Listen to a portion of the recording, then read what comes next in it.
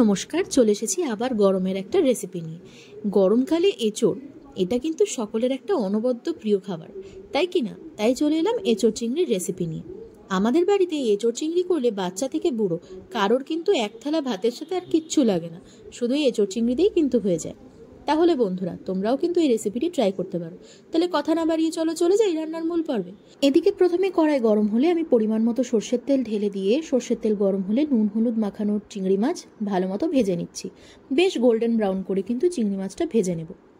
তো অন্যদিকে লাগছে চৌকো করে কেটে রাখা কাঁঠালগুলো, তারপর ঝিরি করে কেটে নিয়েছি পেঁয়াজ, রসুন ছেঁচে নিয়েছি, লঙ্কা বাটা, জিরে ধনে বাটা, আদা বাটা, গরম মশলা বাটা একদম শেষে, কাজু মগজ বাটা, লবণ, চিনি, হলুদ, টমেটো আর আলু সবকিছু চৌকো করে কাটা।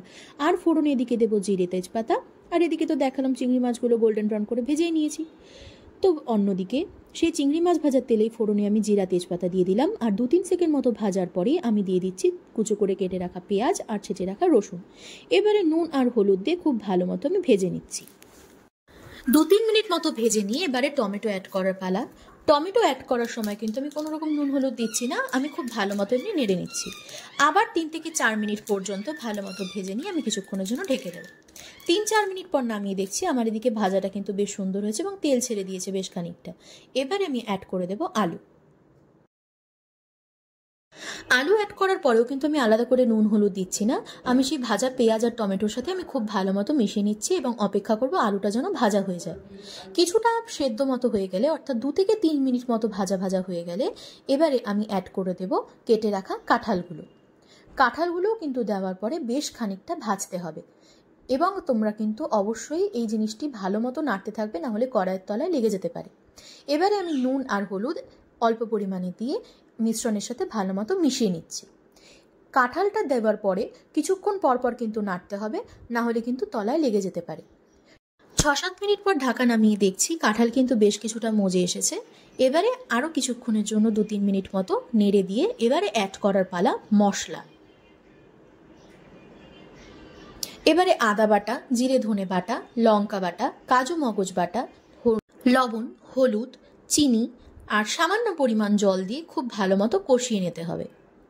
আমি কিন্তু মশলার সাথে কাঁঠাল এবং আলুটাকে ভালো মতো মিশিয়ে নিচ্ছি এবং বেশ খানিকক্ষণ আমি নেড়ে চেড়ে নিয়ে মশলাটা কষার জন্য অপেক্ষা করব।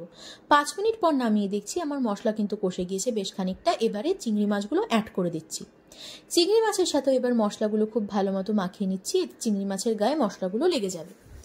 আবার 5 থেকে 7 মিনিটের জন্য আমি ঢেকে দিলাম। ঢেকে নেওয়ার পর দেখছি আমার কাঁঠাল এবং আলু সব কিছু কিন্তু বেশ সুন্দর সুসেদ্ধ হয়ে গিয়েছে। এবারে অ্যাড করার পালা হচ্ছে জলের। তোমরা যেরকম কনসিস্টেন্সি রাখতে চাও তোমরা কিন্তু সেই মতো জল ব্যবহার করবে। যদি একদম আঠা আঠা রাখতে চাও তাহলে জল কম দেবে, আর সেদ্ধ হওয়ার জন্য জলের পরিমাণটা একটু বেশি দেওয়াই ভালো। তো এদিকে দেখো আমি জল বেশ খানিকটা দিয়ে খুব ভালো মতো নেড়ে নিয়েছি। এবারে ঢাকা দিয়ে ফোটানোর পালা। মিনিট 10 পর ঢাকা নামিয়ে দেখছি আমার কিন্তু ঝোলটা বেশ ভালো মতো ফুটে এসেছে। এবার কিন্তু আমার কাঁঠাল চিংড়ি রেডি। এবারে আমি অ্যাড করে দিলাম গরম মশলা আর 1 চামচ মতো ঘি। সামান্য নাড়াচাড়া করে নিলেই আমার কাঁঠাল চিংড়ি কিন্তু রেডি টু সার্ভ। তো বন্ধুরা, তোমরা বলো কেমন লাগলো তোমাদের এই রেসিপিটা? খুব সিম্পল অ্যান্ড কুইক না? বাড়িতে গেস্ট আসলেও কিন্তু এটা একদম মুখে লেগে রাখার মতো একটা রেসিপি। তোমরা কবে ট্রাই করছো? আর হ্যাঁ, তোমরা ট্রাই করলে কিন্তু আমাকে অবশ্যই জানাতে ভুলো না কেমন লাগলো। আজ এতটুকুই, চলে আসবো আবার অন্য কোনো চেনা স্বাদের রেসিপি নিয়ে। তোমরা যারা নতুন আমার চ্যানেলে তারা অবশ্যই পাশে থেকো এবং পাশে থাকা বেল আইকনটি প্রেস করো এবং সাবস্ক্রাইব করে দিও, তাতে নোটিফিকেশন তোমাদের কাছে সবার আগে চলে যাবে। নমস্কার, সবাই ভালো থেকো।